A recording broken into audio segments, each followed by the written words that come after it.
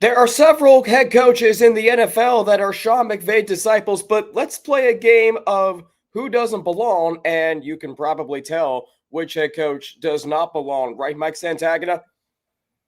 Yeah, tough offensive performance, and it feels like Joe Flacco's Linsanity run has come to an end, especially with Joe Burrow coming back next week.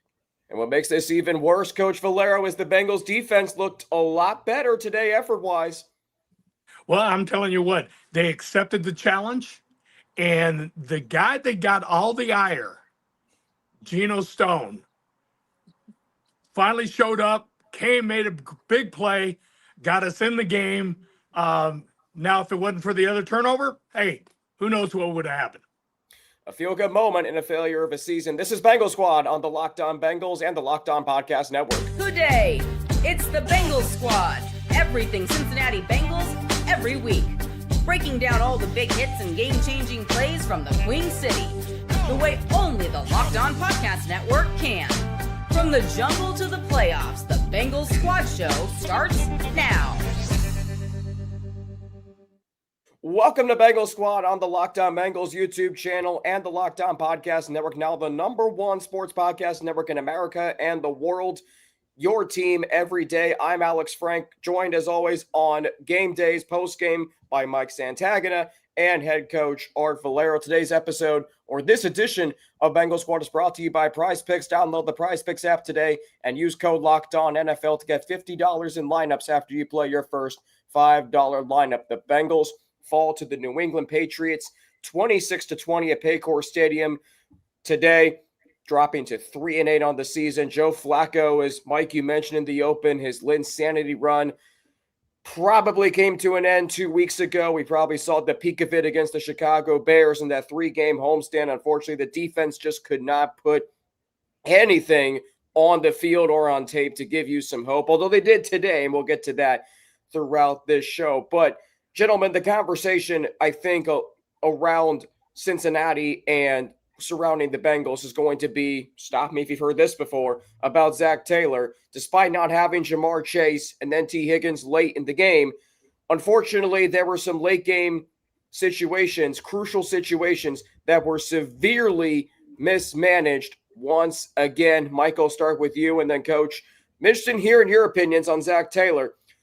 Mike, how much increased pressure after today should there be on the Bengals' seventh-year head coach? There should be a ton, but that also comes from how much did it really increase today? I feel like it kind of reached its peak against the Steelers in that loss. And now it feels like it's heading towards what could be an inevitable divorce. But, there's one thing I want to say positive about Zac Taylor today is that he got the run game going. I felt like he used some tendency breakers. You get Chase Brown over 100 rushing yards. And you look at some of the advanced stats with it. Chase Brown had over a 50% success rate running the ball. Picked up 33 when they handed the ball off 33% of the time. They picked up a first down. Like there's good stuff in there running the ball. I think the Patriots kind of let that happen a little bit too. They wanted to stop the passing game, but I do think what's really frustrating about not being able to get Flacco into a rhythm and to work in this game is that he was able to get the run game working throughout this game. So this really felt like one of those, everything was almost there except for the passing attack. The passing attack was just, there was a couple of plays here and there, but pretty much non-existent really throughout the game. And Coach, I think what's interesting about, and Mike, that's a great point, because the running game was there. Chase Brown had a really good day running the football. It's just that Joe Flacco missed some open throws. He was throwing balls constantly into double coverage, triple coverage. I think there was even one play where he threw it into quadruple coverage. But Coach, when you have the running game going, when you have Joe Flacco struggling, can you sense as a coaching staff when a player like Joe Flacco reached his peak and then a few weeks later, in this case 3 weeks later, he just simply did not have it? Can you sense that throughout the game as an offensive coaching staff?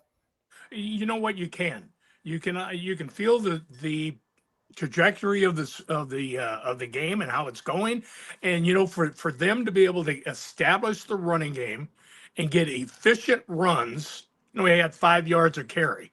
I mean, your guy sitting at home's going, well, you know what? We should have hung with the run and a little bit more. Unfortunately, down in distance wise, it didn't allow it.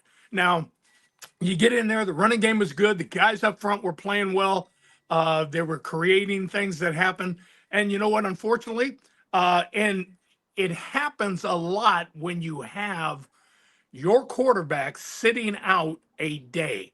Timing isn't necessarily there. And so it was great from Joe Burrow's standpoint of, hey, you got a majority of the reps. Now, from Joe Flacco's standpoint, you're missing a day with almost an entirely new emphasis on who's going to get the ball. And whether it be T. Higgins or the other two kids that showed up, and they played well. So, there were some misthrown balls. There were some balls thrown behind guys. And at that point, as a veteran, you start to force some things, and it doesn't manage well for how you're playing the game. Let me ask you this real quick, Art, because the Bengals were without Jamar Chase. They were without T. Higgins late in the game, that crucial game-winning drive that was not.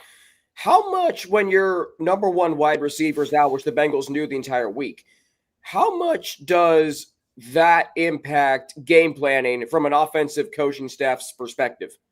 Oh, it does. Because you go from the number one target or the target that is going to open other people up. And all of a sudden now you got to say, oh, shoot, is his replacement going to be able to do the same things? Well, of course he isn't. He's not Jamar Chase. So from a game plan, you orchestrate it a little bit differently. And, the great thing is those two young guys that came in, shoot, down the stretch, even when T. Higgins was out, really performed well. And they showed that they need to be there and they should be there. Mike, did you see what Art was just saying about the impact that Chase not being here had on the Bengals offense today? Yeah, and I think what it really put a hamper on, I didn't think Joe Flacco was consistent with where he was looking throughout this game. You can think of, he just didn't even look when he threw that check down that turned into the pick six. There's another play where they're running one of their classics. It's slant flat on one side. I believe they call that a dragon concept. Lion on the other side, two slants. Patriots are playing too high like they did most of the game.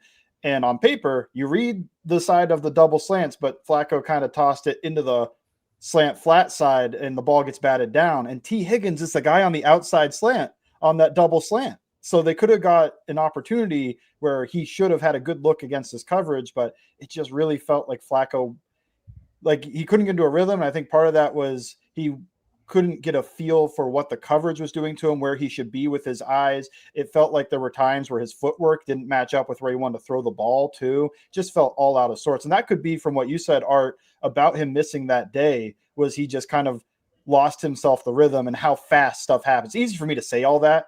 I'm not the one who has to make all those decisions. See, it's too high coverage, find the right guy, throw an accurate ball all in 2 seconds. So, but Flacco normally could. So that's why it's notable, is that when he was on his hot streak, it felt like his eyes were always in the right place. But part of that, I think, comes from, I'm always looking to Jamar Chase first on a lot of these concepts, and Jamar Chase is open a heck of a lot. And I don't think he has that type of trust just yet with any of the other guys. But also, as Art said, I really like the games that Josefas and Tinsley had today. Yeah. I felt like they stepped up enough. It really did feel like if they just got more consistent quarterback play, this could have been a surprising upset.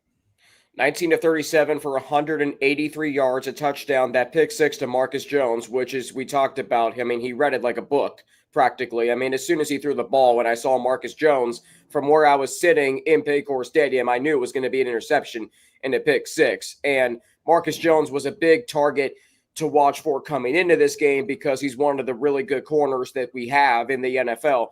Andre Josefas, 4 catches, 61 yards. And then Mitchell Tinsley, 2 for 29 and a 17-yard touchdown in the fourth quarter. But that transitions me to this, and this is the conversation in this first segment of Bengals Squad today. The Bengals ran one play the entire game in the red zone. One play. And before that, they had not scored an offensive touchdown since their first possession against the Pittsburgh Steelers last week. Again, Jamar Chase was not playing. T. Higgins was out on that one play to Mitchell Tinsley. But that is no excuse to not have a feel for what you're doing as a game manager and a play caller. And Zac Taylor has proven now 7 seasons in, a large sample size, over 100 games as the Bengals head coach. That, by the way, includes 5 playoff games and actually 6 playoff games and a Super Bowl. He can't do it. I mean, the sequence today, which literally was a carbon copy of last week. So we go to early in the fourth quarter where the Bengals are down 7. All right. So the Bengals are down 7, 13-10 to go in the fourth quarter. Mind you, the previous play was an incomplete pass on 3rd and 1. And if you want to talk about the whole sequence, we can talk about that too. It was 2nd and 2. Chase Brown ran left guard for 1 yard. 3rd and 1, incomplete pass, Chase Brown short right. So 4th and 1. Cody Ford reports is eligible. You don't run a play. And not only that, but let's take it a step further than last week. You don't call timeout. You take a delay of game. You take a delay of game down 7. When your season, which may have already been over at the time, is practically hanging in the balance. If you want Joe Burrow to come back and play games where you're still in the playoff picture, why aren't you going for it on 4th down? Why don't you have a play in? Are you trying to draw them off sides? And if you don't draw them off sides, call a timeout and then call a play in the timeout huddle. You take a 5-yard penalty, and then the Patriots kick a field goal on their next possession. So instead of being down 3 on the last drive, you were down 6 and needed a touchdown. Oh, how things would have been different if you had the confidence and knew what you were doing to go for it on 4th down. Gentlemen, do you concur with what I'm saying here and venting about from what you saw in that crucial in-game sequence, 4th and 1? You take a delay of game, punt, and then give them 3 points. Yeah, it's kind of become a staple of Taylor is not trying to take advantage and be aggressive in those scenarios. And I was kind of surprised they went for the hard count again. I mean, coach has a lot of experience. How often do you go out there on 4th and 1, actually get them off sides in a game, and then are able to do that again? Because I can tell you, Vrabel was probably telling those guys, if you jump, you're sitting next to me the rest of the game. So they're not jumping on that 4th and 1. Hey, there's 2 things that defensive players know. 4th and 1, yes, you do have to get off, but heads up for the hard count, and as well as coming out. Heads up for the hard count. Don't give them 5 yards. Keep your, hold your water and make a play. And that to get 5 yards, it's inexcusable. Delay of games are inexcusable. And basically, all the onus goes back on the play caller. Was he ready? Was he ready with the next call? And you have to be thinking 2 plays in advance. Don't be thinking about the 1st down call. You got to get the 1st down first. And it's just like when you see a running back dodging and bouncing and, hey, hit it. We need a 1st down. Who cares if it messes up your average? We need a 1st down. Now we're playing team football. And to me, that to get a penalty like that, it's inexcusable. Yeah, I think the other part of this is I don't even know if they had a play. Like that could have been a scenario. How do you not, though? Yeah, with just the dummy count and expecting to take 5 so that they can make room for the punter. But it's 4th and 1. You're down 7. Like in that scenario, you got to have a play that can pick up a yard. And I think throwing the ball on 3rd and 1 really signified to me is like, well, they should go for it on 4th and 1 then. You took your shot. So now we just need to pick up the yard. Yeah. And they might have gotten a good jump too, because they did draw them off sides earlier. So those defensive players can be a little bit more on their heels and maybe could have got that yard, but they didn't go for it. And I think that's the most frustrating thing about Zac Taylor when you look across the league at a lot of these guys that do go for those scenarios and get the most out of these situations are able to add points. If they pick up a 1st down there, they're very close to being able to get in field goal range. And more than that, they're keeping the drive alive for a touchdown. So I was very frustrated about it too, Alex. I think that is one of the most frustrating things now back-to-back games that he's done it. Mike, has Zac Taylor to you ever appeared ready and totally prepared to call and manage a game throughout his tenure? I think there's times he can surprise you at times. I think of when Jamar Chase went out for multiple weeks and the Bengals offense was still very good. Mhm. It felt like that was a scenario that kind of awarded him a little bit more grace. I think the Jake Browning run a couple years ago gives him a little bit of grace. And really a couple weeks ago, the Joe Flacco run as well really felt like Zac Taylor had an idea of what he needed to do to get the offense to score. I mean, they're scoring 35, 40 points a game. They were losing them. That wasn't the offense's fault. So I think there are times when he looks prepared. He comes in and he gives you an advantage on the offensive side of the ball. But I think on the other side, there's a lot of the same issues that he's dealt with since he started. Play calls come in late. You see them lining up, trying to run a play with 8 seconds left, and they're trying to change the mic and maybe kill the call, and then they end up taking a timeout. I think scenarios like this, where if you get another guy in there, he could be more aggressive and maybe get you those 4th down conversions.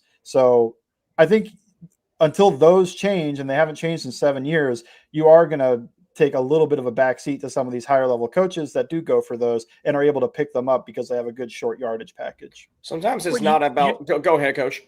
Oh, no, I was going to say, usually you have and you address your football team before the game. They know on Saturday night, hey, we get in a 4th and 1, we're going for it. A lot of it depends on field position, but we're playing complementary football. I will contact the defensive coordinator and say, hey, if we don't get it, are you good? Yes, we're good. Now all of a sudden you get a penalty. So that's kind of like trying to trick the Patriots into getting your own 1st down instead of saying, okay, boys, you guys up front, it's on you. Mm-hmm. It's on you. 3rd and short and 4th and short, O-line, you belong to that. So you're putting your name on that, whether we keep moving the ball and score or not. And that's usually addressed during the week, the night before the game. Hey, gentlemen, we're in a must-have situation.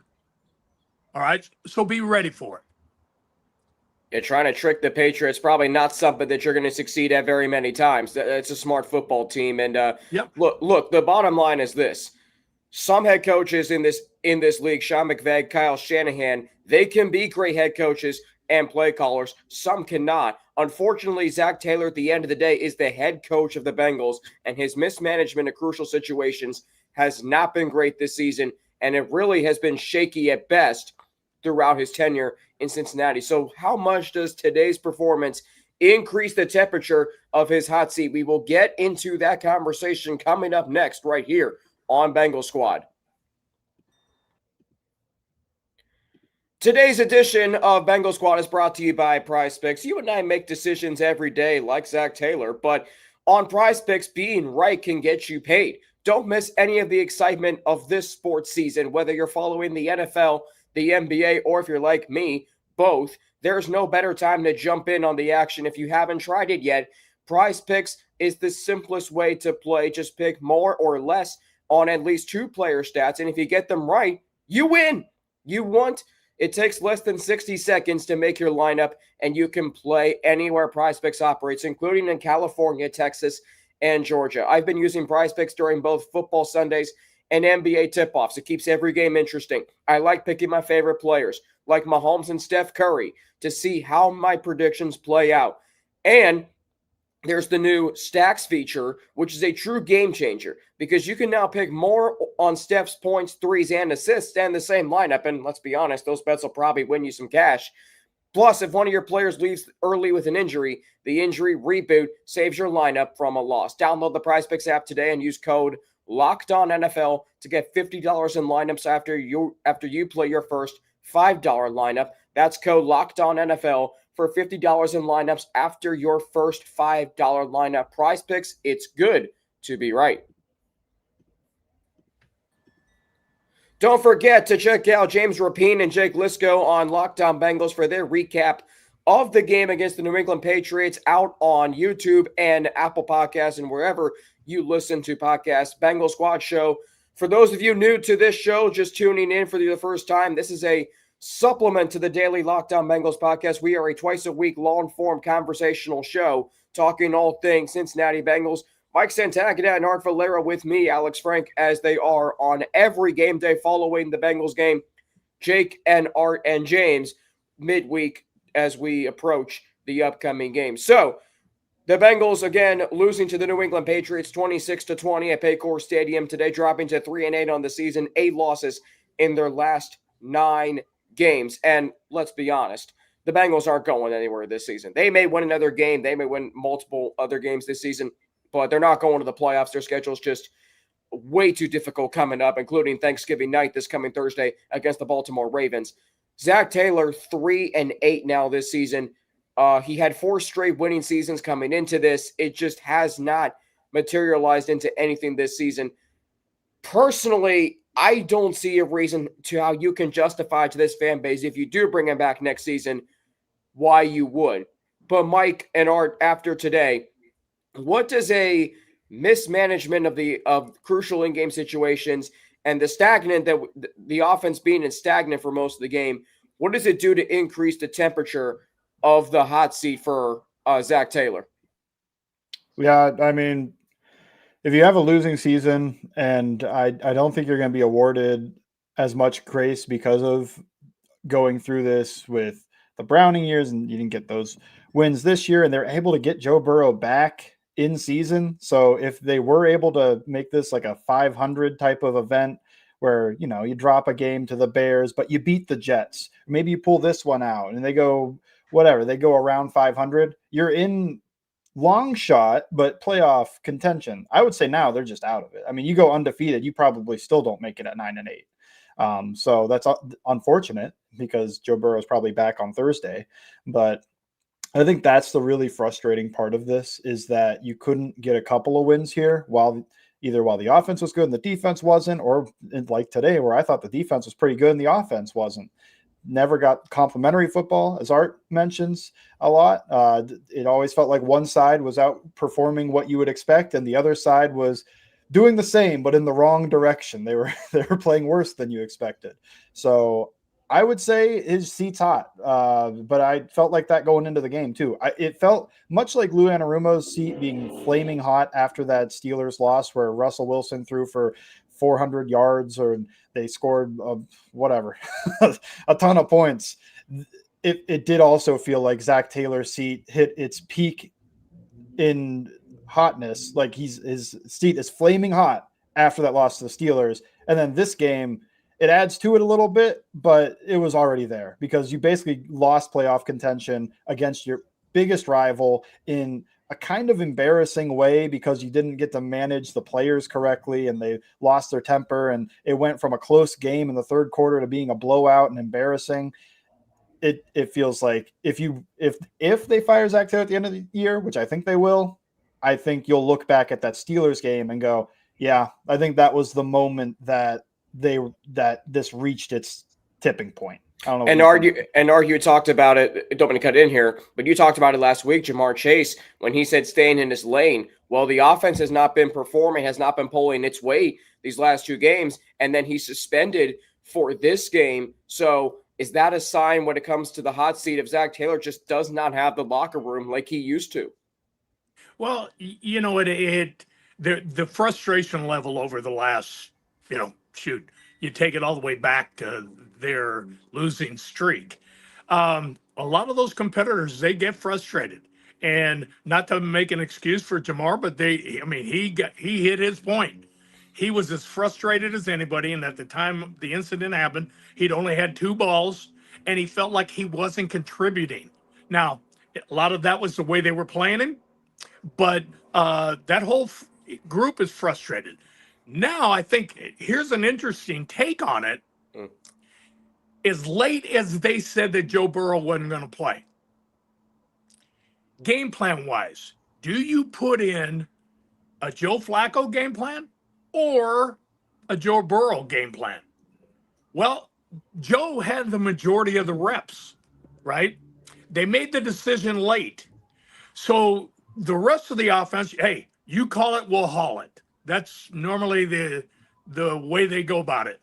But you build up that amp in the locker room that, hey, Joe's looking good. Joe's looking good. Joe's looking good. Oh, he's not playing. Huh. And we don't have Joe, and we don't have Jamar, and who else don't we have? Okay, so you go into the game, and even if Joe Burrow was playing, they ran the ball, which would have taken a lot of pressure off of him. All right, and was the passing game Joe Burrow oriented to where he could have made those easy completions that were awry? So you wonder what kind of game plan they had in, how they sell it, because that's what you do as an offensive staff, is you have to stimulate your players early in the week by game plan. You tell them how we're going to go about winning. You inspire them during practice in the middle of the week. Okay, is Joe playing or is Joe playing? Which Joe's playing? We don't know. You didn't address it, on Friday. Hey, we're going for it on fourth down. We got to have this, regardless of who's in the game. So the mindset is a little bit taken back by the other 10 guys on the field. And if you can anticipate what's going to be called, what you've practiced, talked about it on the sidelines, then everything can function at a degree that you want it to be. So I was a bit concerned about, how the late scratch of Joe Burrow, but I think that the way that they played today, kind of small ball, is the way you needed to bring Joe Burrow into the game and kind of protect him with the run game. Let him throw some play actions. Don't make it, because you got to remember, a lot of things will change next week when Joe Burrow is no longer under the center, but he's now in the gun. And okay, now, are we doing those things other than 9-on-7, other than in team running some of those runs? Is everything more passing oriented because we want to see Joe get his timing down? So it's kind of a coin flip how you manage that as an offensive staff and how you give your athletes the game plan of this is how we're going to win. Now, on the other side of the ball, they took it. They took everything that they had and they went out there and, for the most part, you don't throw the pick six, hey, they win the game. Yeah. And that's where I think Joe Burrow would have won the Bengals this game. He would not have thrown that check down to Chase Brown where Marcus Jones read it like a book, like I mentioned earlier. I even think Burrow could have led that game-winning drive. I think Joe Burrow wouldn't have taken the sack that knocked the Bengals out of field goal range late in the first quarter. And then the quote, gentlemen, that got me this week when Zac Taylor was talking to the media on Friday and about whether or not Joe Burrow was going to play. And he says, well, we can take it as long as we want. No, you can't. You're 3-7. And you're already without Jamar Chase. And to your point earlier, Mike, Joe Burrow went 3-1 without Jamar Chase in 2022. And he was really good in that stretch. 4 touchdowns at Pittsburgh. He had 1 touchdown at Tennessee and iced the game with some incredible throws to Trent Irwin and T. Higgins. So I don't understand. If your quarterback goes full Wednesday and Thursday, and the guys in the locker room are clearly excited despite being 3-7 that, hey, he can return and maybe they write this. But then you just decide he doesn't play. You don't have the luxury of time. If you were 5-5, sure, I can buy it. You're 3-7. Like, that's the quote that got me. We can take it as long as we want.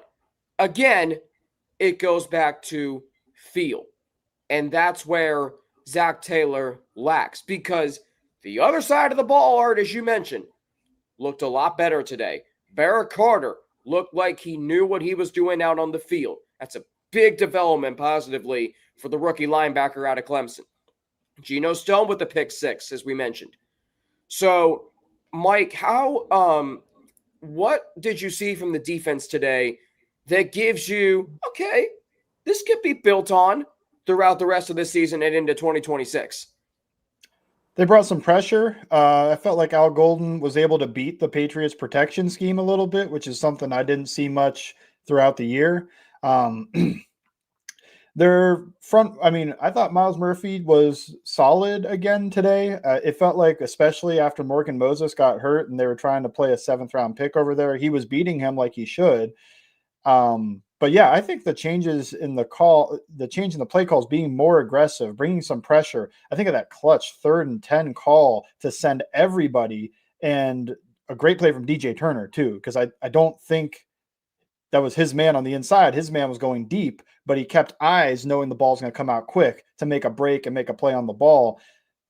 But I was impressed with Al's play calling. I felt like he did a good job of throwing a wrench into what the Patriots wanted to do. He did this shorthanded in a lot of ways, where he's down Trey Hendrickson. He's down Shamar Stewart. He went down Oren Burks earlier in the game Cam too.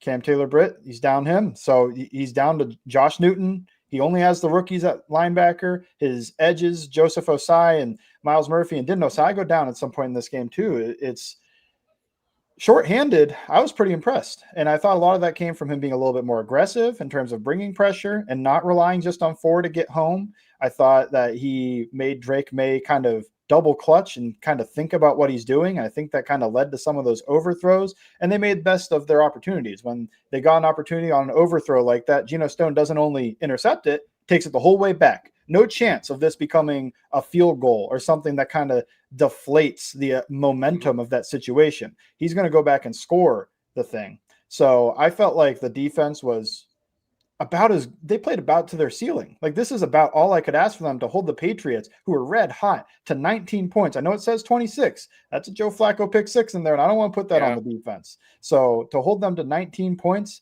I thought that was a tremendous job from them. Yeah, 1 offensive touchdown only for the Patriots today. That's good. 392 total yards. They held them to 107 rushing yards. The Bengals actually outrushed the Patriots, if you want to take it that way. 21 first downs, 5 of 13 on 3rd down. And then, or specifically, I want to ask you, the goal line stand times 2.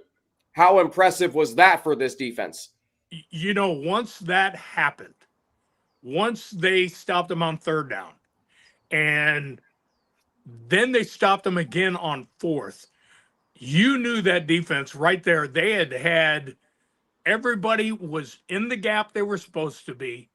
There were no mistakes, and everybody bowed up and they made a play. Somebody made a play.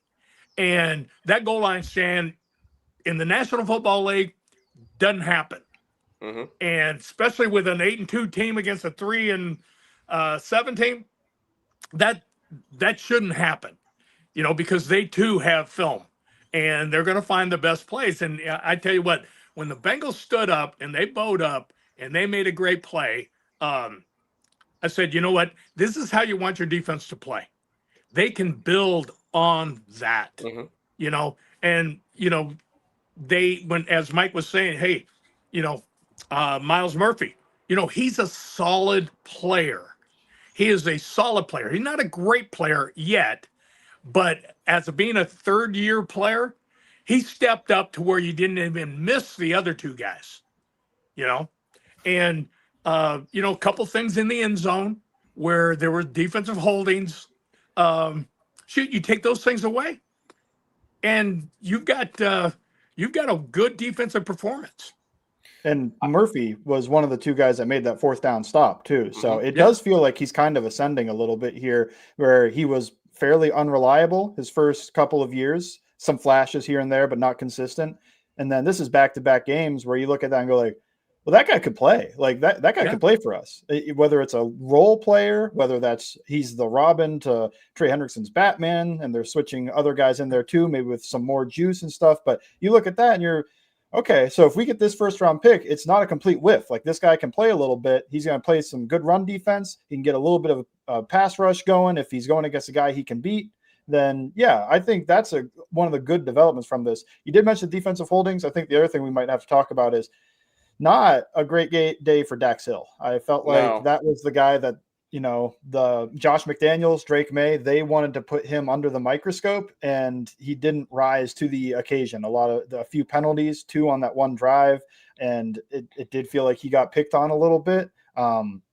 I think he played really well last week. So I was hoping he and Murphy would build upon this as former first round picks and that were pretty inconsistent throughout their careers. But we'll see again Thursday, not even next week really, but next week in the NFL, if he can bounce back after that performance. I think those are the two big standouts in my brain from this game. Was Dax Hill didn't rise to the occasion, but I felt like Myles Murphy did again. Yeah. You know what, and I might be wrong, but against Pittsburgh was his first multiple reps. I mean, he played 56 plays. Mm-hmm. Other than that, he had averaged like 8. Yeah. Well, playing the game gets you more settled into the game and allows you to do the things you're coached to do. And I thought that, he can certainly work on his pass rush moves, work on his hand fighting. There's a lot of things that he can do to increase his value, but I think it was great. And, as far as Dax is concerned, if I'm sitting back all week and I see the trouble that my other guy, Gino's going through, I'm saying, you know what? They coming out picking somebody, they're going to pick on him. Oh, no, they're picking on me. So your game's off a little bit. Yeah. You're because you didn't amp yourself up. In the National Football League, every play, your job is the most important. Yeah. On every single play. And if you decide to not prepare yourself enough to go into the game, then you're going to play that way because those guys will find you. Mm-hmm. They will find you that you're out of position. And I think confidence, a big thing with corners too. Yes. And I think getting a couple of those flags probably hurt his confidence and made him play a little worse. He's like, I didn't really grab him that much. Like, he didn't need to throw this flag. No. And that's always the DB's excuse. Yeah. Really? I did? Yeah. Here's some interesting though too. Travion Henderson, who really was one of the hotter running backs in the NFL coming into this week, held to just 66 yards on 18 carries. Drake made 22 of 35 for 294 and a touchdown and the pick 6. He was sacked one time in this game as well, rating of 87.1. We'll continue the defensive conversation, the improvements, what this means for Al Golden, and we'll also talk about one of the feel-good stories from today's game in Evan McPherson. We'll get into all of that coming up right here on Bengal Squad. This edition of Bengal Squad is brought to you by Game Time. The NFL season is in full swing, and there's nothing better than being in the stadium surrounded by fans cheering on your team, even when they fall to 3-8. But let's be honest, getting tickets can be a hassle between queues, login screens, and prices jumping at checkout. It's frustrating. Believe me, I've been there. Well, that's why I use Game Time, and you should too, because the app that gives you the advantage back to fans is what you need. Game Time is fast, easy, and backed by the Game Time guarantee. You'll always get 100% authentic tickets delivered in time, on time, and at the best price. Plus, all the fees are included, so the price you see is the price you pay. I pulled up Game Time, and in just a couple of taps, I saw amazing deals. And I'm talking about your favorite NFL games as low as $100. The app made it super simple. I could even see the exact view for my seat before buying. I love zone deals too. You pick the section, Game Time picks the seats, and you save big. Honestly, it's faster, cheaper, and less stressful than any other way I've bought tickets. Download the Game Time app, create an account, and use code LOCKEDONNFL for $20 off your first purchase. Terms apply. Again, that's promo code LOCKEDONNFL for $20 off. Swipe, tap, ticket, go. Download Game Time today. Back on Bengals Squad here on the Locked On Bengals YouTube channel and the Locked On Podcast Network, the #1 sports podcast network in America and the world. Your team every day. The Bengals falling to the Patriots 26-20 at Paycor Stadium today, now 3-8 on the season. James Rapien and Jake Lisco back with their recap tomorrow, out right now on Locked On Bengals on YouTube and wherever you listen to podcasts, including Apple Podcasts. So the defense, obviously, we've been talking about their improvements today. There seems to be some optimism around some guys going forward. because this season has gone the way it is, I'd be shocked if there weren't at least some major sweeping changes on the coaching staff, maybe even the front office this offseason as soon as the season ends in early January. But what about Al Golden? What are the last two performances, not so much Pittsburgh, but today at least, what does it do for you, Mike, and your confidence level in him? I feel great that he finally had a good game. I don't think he survives. It's just when you look at the totality of the season, it's been worse than Lou Anarumo's was. And if you're thinking Zac Taylor is going to get the boot, you'd have to be a heck of a coordinator for him for the next coach to want to keep you on board despite that. So I think I'm glad that he was able to put together this performance, and I hope that he can take some momentum and get this thing rolling through the next few weeks as well, and through the end of the season, really, because I want to see him succeed somewhere. But I've got to be honest, when you're looking at historically bad so far production on the defensive side of the ball, those coordinators typically don't stay in that role. That's probably what I was thinking too. But Art, what did you see today from Al Golden that we really haven't seen all season? I mean, this was only the second time this season they've allowed fewer than 27 points. So the bar's low, as we all know. Yeah, and I think that poor guy has been beat up, and he's been digging everything he has got in his tenure as a coach to try to get through to these guys. And, Mike was talking about earlier, you take away the pick six, and it's 19, right? They score 19. You take away the blown coverage on the corner route by Higbee, and now it goes to 12. So defensively, that's something they can build on. If it just soothes their own pride that, yes, they can play in this league, they can call defensive plays in this league, then, hey, it was a great job on the defense because they finally got through to them.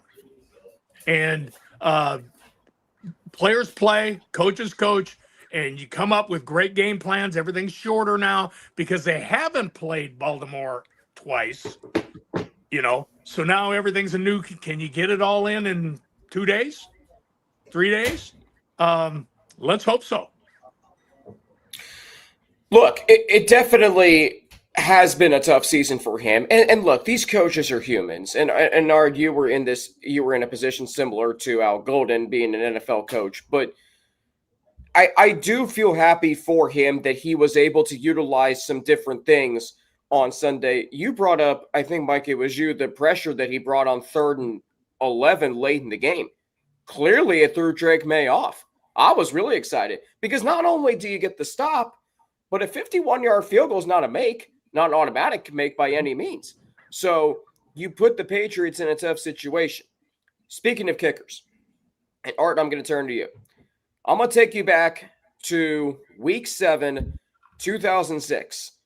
Your Buccaneers are playing the Philadelphia Eagles, and Matt Bryant nails a 62-yard field goal to win you guys the game. By the way, I should preface that this came a week after the Buccaneers beat the Bengals in a game that I still think Michael Clayton did not cross the goal line for the game-winning for the game-winning touchdown. Art, sorry if I have to bring that up, Mike. I'm sure that pains you to remember that game. But anyway, Evan McPherson today makes a 63-yard field goal at the end of the first half, longest kick in Bengals history. By the way, he had the longest kick before that as well, so there is that.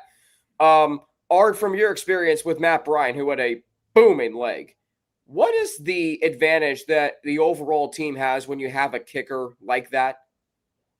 Oh, it's unbelievable. Because once you cross the 40, you've got a chance to put points on the board. Now, granted, both teams did not get in the red zone. I mean, very often today. So when you have a weapon like that and you can play kind of a shorter game and get points on the board regardless of where you're on the field, his weight is worth gold.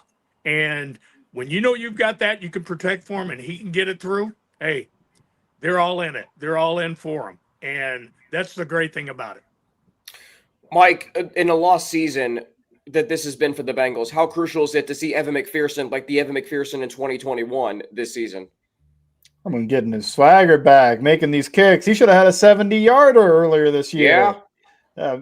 I mean, he's looked really good this season. I think that's huge because he wasn't really very good last year. You can think of a few games where he missed kicks at the end that could have tied or won the game. And I think getting this season, I measure with corners, confidence, but kickers too. That's got to be such a tough job. Like you got to have the confidence that you can go out there and kick a 63-yard field goal and know you'll make it, because you get how many opportunities a game? 4? You get to go out there for 4 opportunities. You don't get a chance to get warm. You don't get a rep where you know it's a nothing rep for you. You're just like, I didn't do anything good on this play. If you're an offensive lineman, you get beat on the backside of a run. You think, well, look, I got 60 plays today. I'll make good on the rest of them. Kicker, you get 1 shot. You get 1 shot, and then you're back on the bench for a long time. So seeing his confidence, seeing him consistently hit, seeing him hit from 60 plus, I think this stuff's huge. I think because they extended Evan McPherson, and that's when it felt like it kind of changed for the worse. I did read an article that he changed his form. I don't know enough about kickers when I'm watching, but he went back to what he used to be doing. So I don't know if he got in his own head when he was missing field goals and tried to change things and tweak things up with his own form and how he approaches the ball. But whatever he's doing is working right now. I know he has missed kicks this year, but I would say in general, I feel good when he's lining up to kick one this year. And I can't say that about last year. That's a really that right there. Because last year there were so many kicks that he missed. He missed an extra point in Kansas City. He missed a 40-something yarder against the Commanders on Monday Night Football. And that was like, he normally makes that. And then he missed the one against the Ravens. Then he missed another one against Philly. And then he missed the 2 against the Chargers. And then he ends up getting injured and missing the last 5 games of the regular season. There was an article on Bengals.com from Jeff Butch Hobson that talked about what he was doing and how he really, to what you're alluding to, wasn't really changing much. He was just going back to what worked. And you're seeing that this season, which is so important, because here's the thing. You can talk about Joe Burrow and how great he was during the run to the Super Bowl. Evan McPherson had 3 straight games with 4 made field goals in the playoffs. Like, that's high pressure situation. So it's great to see him look like himself again. And that is going to be crucial going into next season. It's interesting because I was having a conversation with a former college kicker last year, right after the Chargers game. And he's like, it's not Evan McPherson. It's the fact that he had a completely new long snapper, punter, and kicker unit. And that can impact certain situations. So it's great to see Evan McPherson having the kind of season that he's having. The Pittsburgh game-winning field goal, I think he needed that as much as anybody needed anything this season. And then the 63-yarder today after a 54-yarder in the first quarter. So just wanted to get that in there. And look, it's a huge deal because he is as valuable of a core member to this team as I would argue anybody. Is that an overreach there, Mike and Art, when I say that? I don't believe so. I think that once those guys, and you can say what you want about kickers, but they can listen to too much noise, which will throw them off. They'll get overcoached, which will throw them off. And when they are in, they've got their mojo right, and they are who they are, and they're very, very confident, you have no idea. And I think that is the National Football League. The biggest story in the National Football League this year is how many long field goals there have been. And they got great legs, and people are staying out of their way and letting them boot it. Not only that, though, but you look at how many kicks have been blocked this season. I'm sure you guys have seen that. I mean, the Rams they had their kicking issues earlier this season, cost them 2 games against the Eagles and 49ers, which may come back to hurt them down the stretch. So, Mike, do you concur with what Art is saying about how valuable McPherson is to this team? Yeah, Yeah, when he's on, he's super valuable. I think the thing that's got to be crazy for Art is when you were coaching, like 50 yards used to be like, this guy's got a pretty good leg, be able to hit from 50 yards consistently. Now it's like 20 kickers that can hit from 60 yards like that. It's like, Yeah. man, where did they get these guys? Yeah. Oh, they're like the bionic men. I mean, it's crazy. They're like Steve Austin. And the other thing that's pretty good is I kind of took a peek at as we've been doing these shows, is we talk about offense and defense and one's on, one's not. But the group that has stayed consistent has been special teams. Yeah. And maybe that is because they got a roster full of special teams players, but the punters and the kickers have really stabilized that group. And they're the ones that I think that have gotten them to this point, and can continue to grow and get better and better and better. Yeah, Now, Rico had another good game, I think. Yeah. He I did. mean, he's been a consistently good punter this season, Yeah. so that's good to He had find. one that wasn't necessarily his cup of tea that kind of went out on the 20 where he could have backed him up. But other than that, shoot, he was spot on. Last point I'll make about this is this. End of the first half, Charlie Jones has a long kickoff return nullified by a holding penalty. Now that was huge because the Bengals could have gotten a touchdown there. But Evan McPherson, and maybe Zac Taylor had this in the back of his mind, and if he did, that's great. He makes a 54-yarder earlier. You have 18 seconds, 2 timeouts, get a few completions, which they did, and then get a 63-yard field goal to give you some points, knowing, too, you have the ball coming out of the second half. So special teams, you're right, has been really good this season for the Cincinnati Bengals. But one really good storyline, or at least it could be, and hopefully it will be, is Joe Burrow is going to be returning likely Thursday night, Thanksgiving night in Baltimore. We'll talk about what it means despite the Bengals being 3-8. Could he have one of the best moments of his career if he can lead the Bengals to a victory in Baltimore? Because, look, winning still matters. Even when you're out of the playoff picture, it matters all the time. We'll get into that conversation. Plus, I'll bring up another memory that Coach Art Valero may not be too fond of. We'll get to that next right here on Bengal Squad.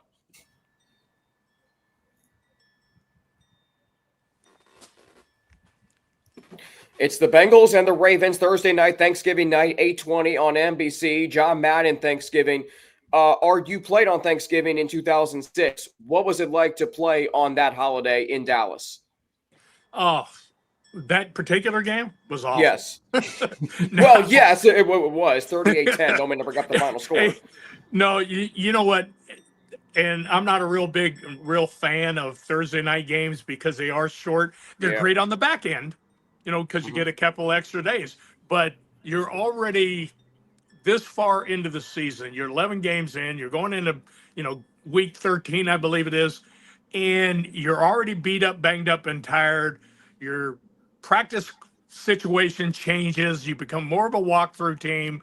You got to get in the game plan. You still need timing. You need all of those things. And all of a sudden now, not only are you playing on Thursday, you are on national TV. Yep.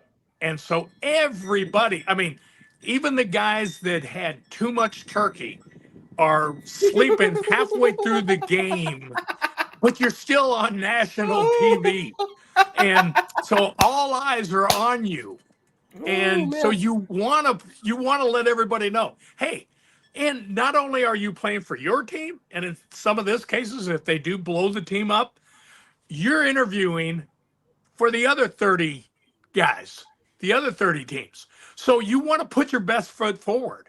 And it's good from that standpoint, and it's good on the back end where you get a couple extra days to kind of relax and re-heal, but they're just coming off of a bye. So you don't necessarily, it's kind of a funky day, but when you got a chance to play on Thanksgiving Day, it's big. It's big. Look, I've said it. John Madden and Thanksgiving is like Journey and Don't Stop Believing. They just go together. They're timeless classics. Mike Santagata, when the Bengals schedule was released, when you found out the Bengals were playing on Thanksgiving, albeit in Baltimore, on the road in primetime for a 4th straight season, a Thursday night for a 3rd straight season, how excited were you? I wasn't. Wow. Oh, I just Thursday night Thanksgiving game. I don't want to have to watch. Well, we're going to be doing this show at whatever time. So I'm excited. I'll be doing the show. I'm excited for that. But I'll tell you, like doing shows and stuff, man, nothing beats a Sunday 1 o'clock where I can go watch the games after. I don't got to stay up till 1 a.m. doing this type of stuff. So I wasn't overly excited about them getting the Thanksgiving game just because Thanksgiving's a holiday. Like I skip those games sometimes. I don't watch them all the time. I'm there. I watch the Lions game always when the turkey's cooking. And then the Cowboys come on while I'm eating usually, and I sleep through the back half of that. And then I just see if the last game's good or not, and I can maybe get a little extra sleep there because I'm not working the next day. Now I won't be doing that. I'll be up. And then I'll be recording this. First time the Bengals are. I wasn't super excited that they got the Thanksgiving. I was like, I love a primetime game, but why not a Monday nighter where maybe I could watch Peyton and Eli talk about Joe Burrow glowingly? That sounds like my type of game. First time the Bengals. The only good thing about when the Bengals play the Ravens is you're already done with your Thanksgiving supper, and you're now on your first turkey sandwich, and maybe your second or third pumpkin pie. Oh my gosh! Oh man, this is good. First time the Bengals are playing on Thanksgiving in 15 years. What does Joe Burrow returning, or at least imminently returning, mean for this team, despite being 3-8? Look, I know there's long-term concerns. There's concerns going into next year. It's kind of a lost season for Joe Burrow. But I can't imagine telling a guy that competitive that you're just going to sit on ice even if you're healthy. I don't think he would like to hear that. I don't think he wants to stay. He wants to keep throwing the ball. Think about what Flacco said going into this year. This time's going to fly, and then it's gone. So Flacco's holding on. And I would assume if Flacco and Burrow talk, despite this hurting Flacco possibly, he'd be like, play. Like, you're going to love these moments. This is the only time that you will be an NFL quarterback. So try to get out there as much as you can. And I'm sure Burrow already thinks that. So I understand the issue that's like, oh, he could get hurt worse for next year and then next season screwed. That's not going through his mind at all. And maybe if you're the staff or whatever, you could shut him down. But I just find that hard to believe that with these super competitive guys that he's healthy enough to go out there and play, that you would A, be able to shut him down, but B, that you would be okay on the back end and he's not raising a little stink about like, you shut me down. Like I can't go out and play. So I get why he's out there. Like when you think about it from his perspective. Art, from an offensive line perspective, offensive line coach, offensive lineman, what is the message being sent to that group knowing he's coming back despite the Bengals record being what it is? Oh, you know what? They may not say it, but they know they have to protect him. They know they have to be able to run the football, and that's the great thing. They now have their guy back, going through the cadence, a very familiar cadence, except for the two rookies. That it's the reason why they're Bengals, and it's the reason why they're there is to protect him. Now, that it's huge, and it's kind of putting it on everybody. And Baltimore traditionally very aggressive on defense. They've had their struggles. So I'm excited to see him come back out and play.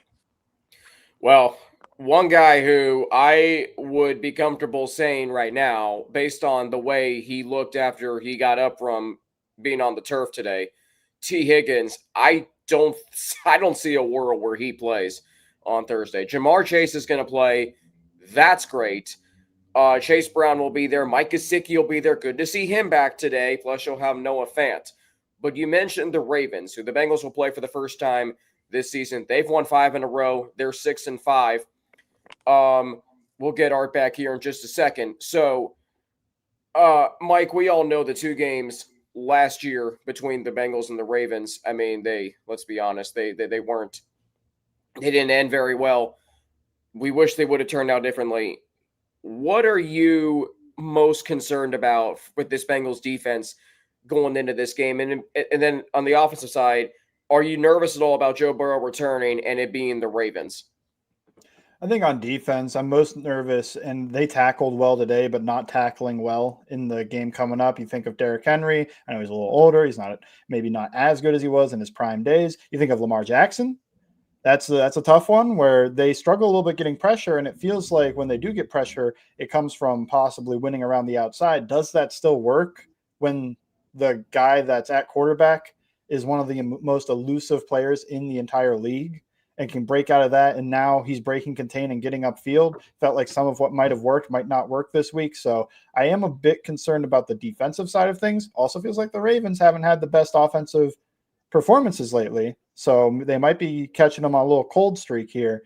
So, but I would say on the Bengals offensive side of things, yeah, I'm nervous about Joe Burrow being rusty, being out of rhythm, not looking his best. He's not going to have T. Higgins. He's going to have Jamar Chase. He's going to have the young guys that stepped up today. Can they step up again?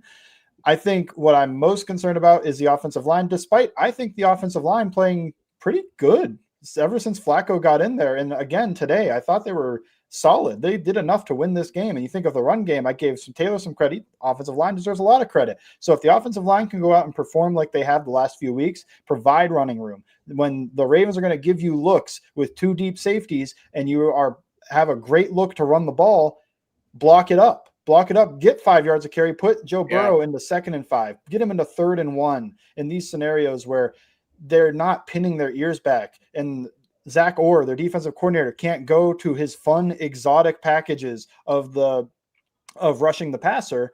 If you can keep him out of that, I feel a lot better. And I feel like the offensive line has played pretty well. They need to do it again. And I think one of the things that they did this week, and it might have been in preparation for possibly Joe Burrow playing, was that Dalton Reisner went in at right guard. He started the game at right guard, and that gives you the veteran who's at this point a little more technically sound, a little harder to get through as a pass protector than the rookie that was starting there earlier. I think he's going to play again. Can he play up to the same level he's been playing at ever since he actually got benched and came back? It felt like that was a change for him because he played really well at left guard. I think Fairchild's been good. I think Mims has been good. I think Ted Karras has really spun his season around. He's playing really good ball too. So for what these guys are and what they see the stuff online, I'm sure, but what people say about them, I think they're playing above that for the most part. And that's what they're going to need if Joe Burrow is going to have a great game and this Bengals offense is going to do a really good job against the Ravens on Thursday. Art, I'll end with this question for you. And bear with me here. So take me back to week 1 of 2006. You guys opened the season against the Ravens. We don't have to mention what the final score was. But that Ravens defense in 2006 was incredible. I mean, the guys on that defense, Ray Lewis, Chris McAllister, Ed Reed, Haloti Ngata, Terrell Suggs. I could go on and on and on. Rex Ryan, by the way, defensive coordinator of that team, of that defense. Has the Ravens' identity changed that much defensively over the years since you played against them? You know what? I think the identity is the same. But the talent pool isn't quite the same. I think that what ended up happening, there was one thing that really stuck out in your mind with when Rex was the defensive coordinator there.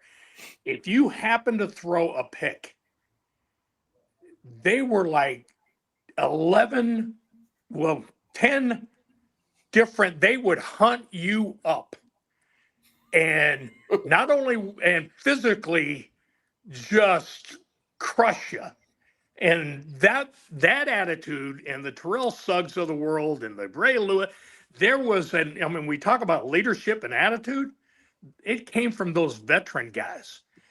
With Ed Reed being in the back, shoot, you didn't want to get the 4th down because you didn't want to punt it to him, But I think the talent pool they've gone away from a little bit. I don't know if there's enough guys out there that look like those and fit that system, just like it hasn't with the Pittsburgh Steelers. They've got a kind of a cookie cutter of who they're looking for. But yeah, no, they've got a ways to go. They do, and they have a lot of injuries this season on that side of the ball, so it'll be interesting to see how that translates to Thursday night, where we will be live Thanksgiving night, Black Friday morning, after the game, Bengals and Ravens, right here on the Locked On Bengals YouTube channel and the Locked On Podcast Network, the #1 sports podcast network in America and the world, your team every day. Mike and Art will join me, Alex Frank. Then, gentlemen, quick final thoughts before we close today's show as the Bengals fall to 3-8, courtesy of a 26-20 loss to the New England Patriots. About as much as you could hope for. I mean, they're not making the playoffs, so competitive losses compared to looking like a terrible team on one side of the ball. I think this is okay for them. This is an okay. Things look better despite the loss. So I think that's all I really was looking for in this game. A win would have been great, but I don't mind a competitive loss when the season's already pretty much over. Coach? That absolutely. Mike said it really, really well. It was nice to see the defense step up. Nice to see the running game come around. Now you got Joe Burrow possibly coming back into the mix. Hey, too little, too late? No, it's never too late. As long as you're competing, you've got a chance. And I think there was about at least the last 2 or 3 games, you weren't sure if everybody was competing. And today kind of showed me, hey, where's this been? Where is this kind of attitude coming out? And Joe Burrow returning and playing is better for everybody involved with the Cincinnati Bengals, the team and the fan base, and us alike. This has been Bengals Squad on the Locked On Bengals YouTube channel and the Locked On Podcast Network, the #1 sports podcast network in America and the world, your team every day. Mike Santagata is on Twitter at Bengals_Sands. Art Valero's on Twitter at ArthurValero3 on Twitter. I'm Alex Frank at Frankie_Natty on Twitter. Thank you for joining us this afternoon on another tough day for the Bengals, but there may have been some positives, and the biggest one of them all, of course, is Joe Burrow returning for Thursday night, Thanksgiving night, John Madden Thanksgiving celebration in Baltimore. We'll be with you live after the game. Check out James and Jake tomorrow, or actually it's out right now, on Locked On Bengals on YouTube and wherever you watch and listen to podcasts. For Mike Santagata and Coach Art Valero, I'm Alex Frank. This has been Bengals Squad on the Locked On Bengals YouTube channel and the Locked On Podcast Network, the #1 sports podcast network in the world, your team every day. Have a great rest of your weekend. Have a great and happy Thanksgiving to you two gentlemen and to everyone out there. We sincerely are thankful for your support and viewership, listenership on the Locked On Podcast Network and Bengals Squad and Locked On Bengals.